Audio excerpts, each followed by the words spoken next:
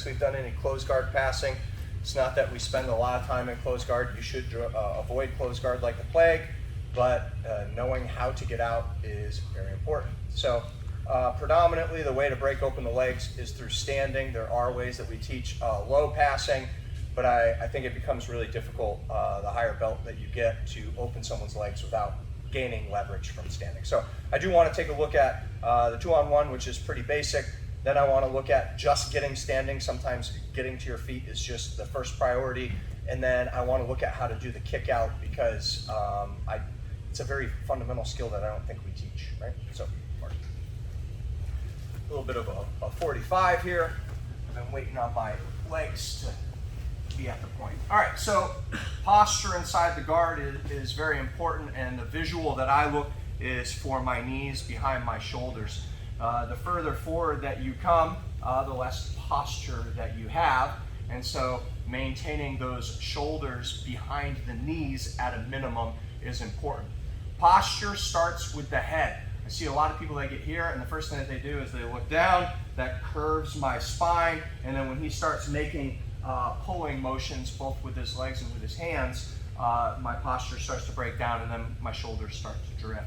So the first thing is that my shoulders are back. I like to lean a little bit to the side here. I've got one hand staggered in front to keep the distance between our shoulders pinned, and then a lot of times I'll come and grab a hold of the hip and pin it down as a bare minimum to think about what I'm doing here.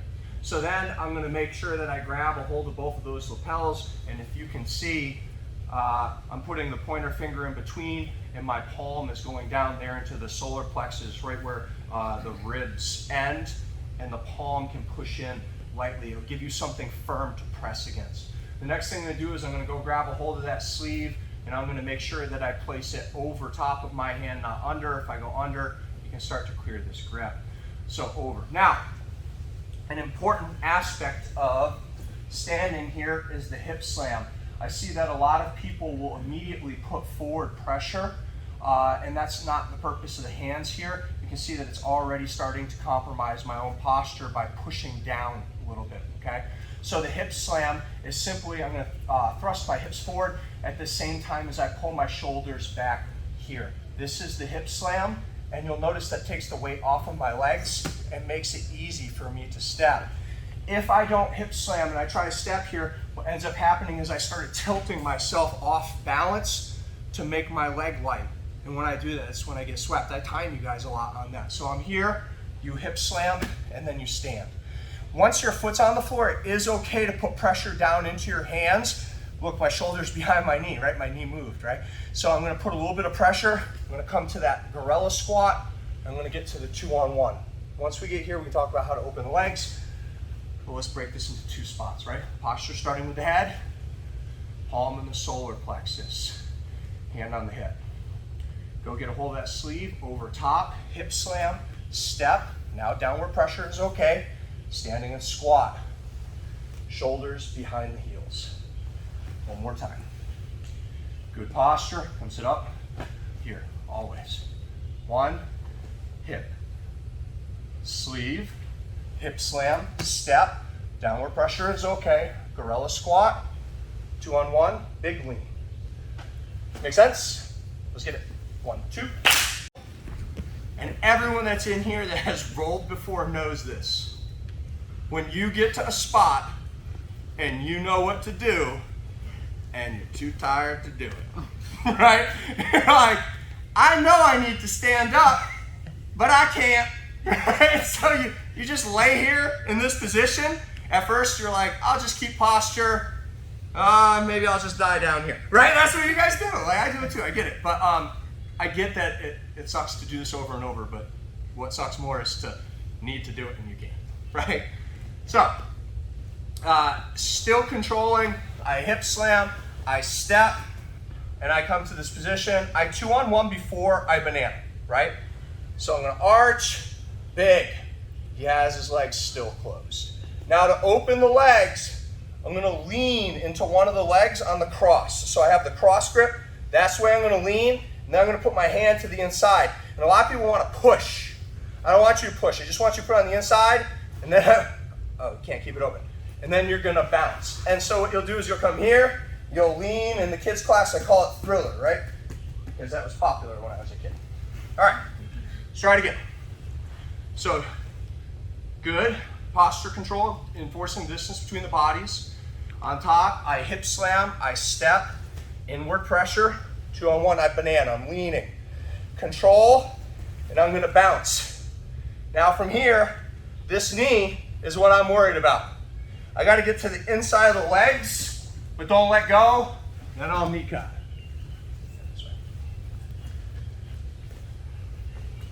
Posture, control the distance, right? Hip, good. Over top, hip slam, step, downward pressure, 2-on-1, big lean. No such thing as leaning too far back. Lean to the side, hand, I bounce, then my knee cuts to the inside, cross face. Don't let go of this. Because if you do, you're gonna pass, and it's like them passing with an underhook, right? They're just gonna come out the back. Let's try it. 1, 2. Who's seen Kung Fu Hustle? He's like, I'm gonna fight you, and the guy steps out and he's jacked. He's like, no, no, no, not you, the other one, and the person stands up and they're like 6 feet tall. No, no, no, not you, the other one. Oh, you asked, of course you did. Okay, so what's the hardest part of the 2-on-1 pass? Standing up. Standing up, I'll go with that, sure, right? And one of the prerequisites for the 2-on-1 is that you gotta get control of the sleeve, right? And a lot of people hide their hands, and then it makes the time in the guard longer, and then you get more tired. So, do you know when the best time to stand up is? Right there. Right now. Now is the time, and usually like as soon as you get put in closed guard, if you commit to standing, it will be easier before they settle and start putting weight on your thighs, setting collar grips and breaking your posture. So as soon as you get to the closed guard, you're like, time to get up. If I get swept, I'm gonna get swept right now. Everyone on page? Okay, so if I know that that is the reality, I can't spend all this time like setting up my grips and kind of like that's saying like I'm setting up shop here. I'm gonna play the closed guard top. Right now I'm gonna stand up, but I do need a little bit of a counterbalance, so I'm just gonna grab the collar, right? Here. And then I'm gonna hip slam. I'm always gonna step on the same side that I have the collar. Everyone, like, if he starts to push me back, I get a little bit of a counterbalance. So you'll be able to push with that hand, and you'll be able to pull with that hand to stop yourself from falling back. So I'm here, 1, hip slam, and then I'm gonna come standing, and I'm gonna turn that knee onto the hip, and then I'm gonna strum my guitar, and I'm gonna come down. So you're gonna feel on the bottom, if your hip is bent, when that knee comes to the top of the hip and they start to turn, it's really gonna bind the hip and the leg, and it's going to entice you to open the legs. It doesn't always work, but it works a lot. So what a good training partner will do is allow their hip to be bent. You shouldn't, like you should always have that stiff, but for the practice right now, I hip slam and I step, and you can see how his hip is sagging here, right? So I'm gonna put pressure down on that rib and force the down sag of the body, and I'm gonna turn that knee in as I come to the standing position, and then I'm gonna strum this way. Close guard, control, I hip slam, I step, I'm turning. Notice I'm not up here. I'm down, I'm turning, I turn away to strum that guitar, control, ride down. One more time. One side, hip slam, step, downward pressure, and up on top. Sometimes it works really well. Sometimes they flex their hip, it doesn't work, but we got to standing, and then we can look at what to do if that doesn't work. But let's pick the low-hanging fruit on the way. Make sense? Without Marty, right? So I'm here, I've controlled, I've hip slam, I step, downward pressure. Watch how I come up on the balls of my feet, and I'm gonna turn at the same time as I'm pushing down, and then I strum. Let's try it. 1, 2. The most famous time I've seen that pass is in MMA. Forrest Griffin got caught there with, I think, Rashad Evans, right?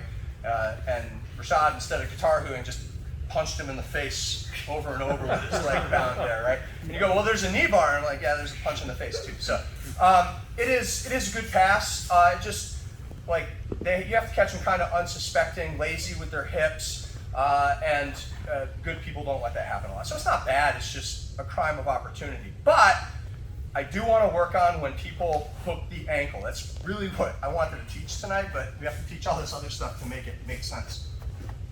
So, standing, immediately I come here, and he grabs a hold of my ankle, and so I come here, and it's hard for me to turn because my ankle is pinned. Everyone understand, right?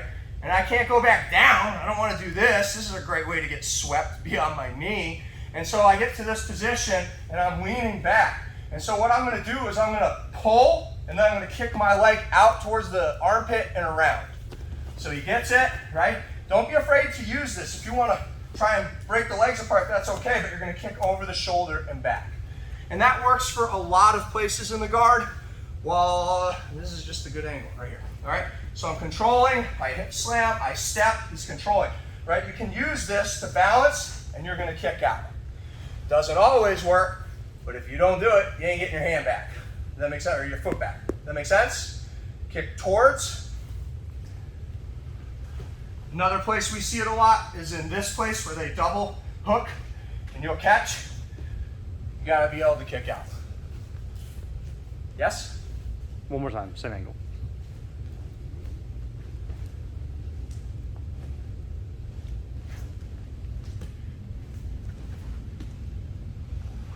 It's not rocket science. It's not easy.